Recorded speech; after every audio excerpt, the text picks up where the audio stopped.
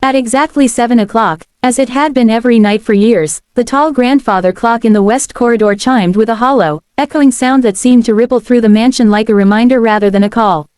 Victor Hale sat at the head of the dining table, his back straight, his hands resting neatly beside an untouched porcelain plate. The table itself could have seated 20, yet only one place was set. The others remained immaculate, aligned with mathematical precision, like silent witnesses to a life that had slowly emptied itself. The chandeliers above glowed warmly, but the light never seemed to reach him. It bounced off crystal glasses and silver cutlery, slid across the polished wood, and died somewhere in the air between Victor and the walls.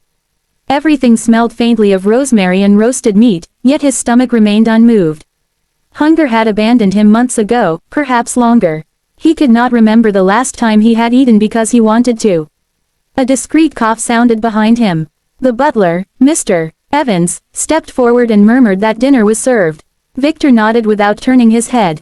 The lid was lifted, steam rose, and a perfectly prepared meal appeared before him, balanced, nutritious, adjusted to the strict instructions of his doctors. He glanced at it with the same distant expression he reserved for medical charts and condolences. Terminal. The word echoed in his thoughts with cruel persistence. The doctors had tried to soften it, wrapping it in phrases like, managing symptoms, and maximizing comfort, but Victor had built his empire by hearing what others tried to hide. He knew exactly what it meant. The clock was no longer an abstract concept. It ticked inside him now. As he lifted his fork, his hand trembled slightly. Not from weakness, but from effort. Eating felt pointless, almost insulting, like rehearsing for a future he would never reach. He set the fork down again. That was when he heard it, a sound that did not belong in the mansion. A small, unrestrained giggle, bright and sudden, cutting through the stillness like a crack in ice. Victor frowned and turned his head sharply toward the doorway. There stood Maria, one of the housemaids, frozen mid-step. Her eyes were wide with panic. Beside her was a little girl, no older than 7, with dark hair tied into uneven pigtails and a backpack slipping off one shoulder. The child's hand was clasped around her mother's fingers, but her gaze wandered freely, taking in the room with open fascination. "I'm so sorry, sir," Maria said quickly, her voice trembling. I couldn't leave her alone today. School ended early, and..." Victor raised a hand, silencing her. His irritation dissolved into something else entirely, surprise, perhaps, or disbelief. Children were not part of his world. They belonged to photographs in old magazines, to memories he rarely allowed himself to revisit. Before anyone could react, the girl slipped her hand free. "Mama," she whispered, already stepping forward, "this is the man." Maria gasped and moved to stop her, but Victor found himself speaking instead. "It's all right," he said, the words surprising even him. The child approached the table, her shoes making soft tapping sounds against the marble floor. She stopped a few feet away and looked up at him, tilting her head slightly. Her eyes were not fearful or odd. They were curious in a quiet, thoughtful way, as if she were trying to solve a puzzle. "Why don't you eat?" she asked. The question hung in the air, simple and unguarded. The staff collectively held their breath. Victor stared at her. People usually spoke to him in rehearsed sentences, wrapped in respect and caution. No one asked him questions like that. Especially not children. His voice faltered. He cleared his throat. "Because the food doesn't taste like anything anymore." The girl considered this answer carefully, as if weighing it against something important.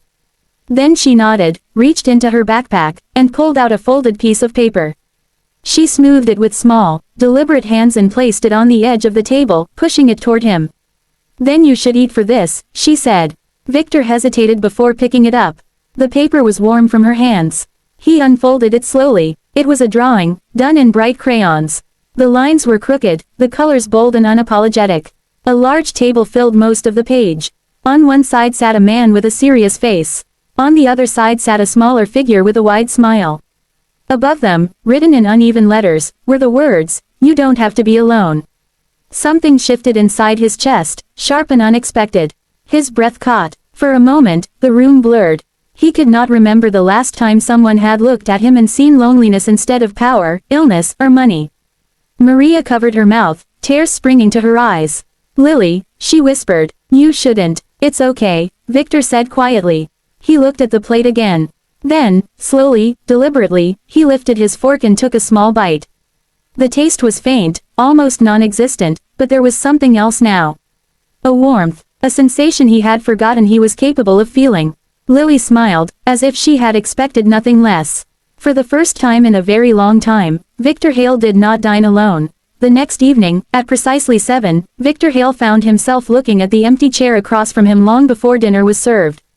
He told himself it was coincidence, a habit of posture or failing eyesight, but when the clock chimed and the door opened, his heart lifted in a way that startled him.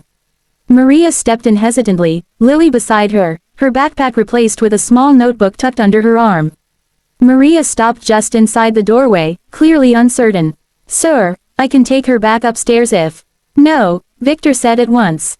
The speed of his response surprised them both.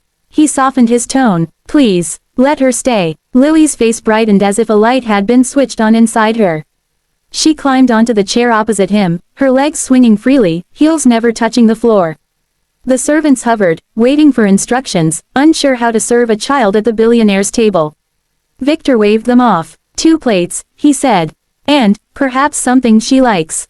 "I like potatoes," Lily announced confidently. "And carrots, but only if they're sweet." Victor almost smiled. As they ate, Lily talked. She spoke the way only children do, without transitions, without filters, hopping from subject to subject as though the world were one long, fascinating sentence.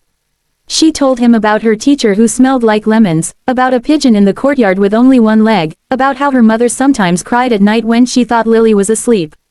Victor listened. At first, he listened politely, nodding, asking small questions. But as the minutes passed, he found himself leaning forward, drawn in by the sound of her voice. The room felt different, smaller, warmer. The walls no longer pressed in on him. For the first time in months, he finished an entire plate of food.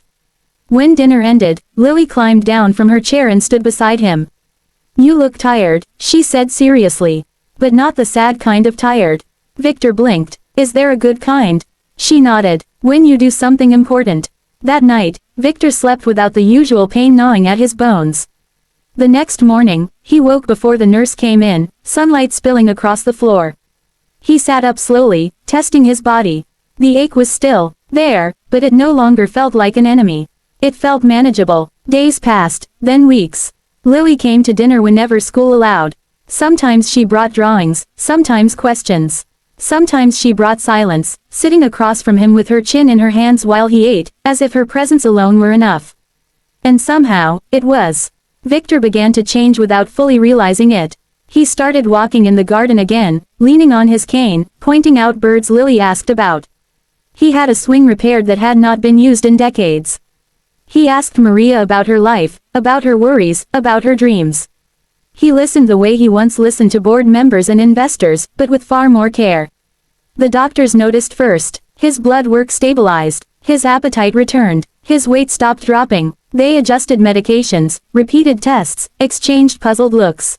"Your condition hasn't reversed," one of them said carefully, "but something is slowing it." Victor knew what it was. Or rather, who. One afternoon, Lily found him in the library, sitting by the window, staring at an old photograph. It showed a younger Victor with a woman and a small boy, all three smiling at something beyond the frame. "Who's that?" Lily asked, climbing onto the armchair beside him. "My son," Victor said quietly.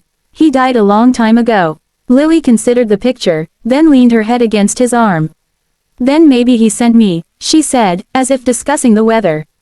Victor closed his eyes. For the first time since the funeral, he let the tears come.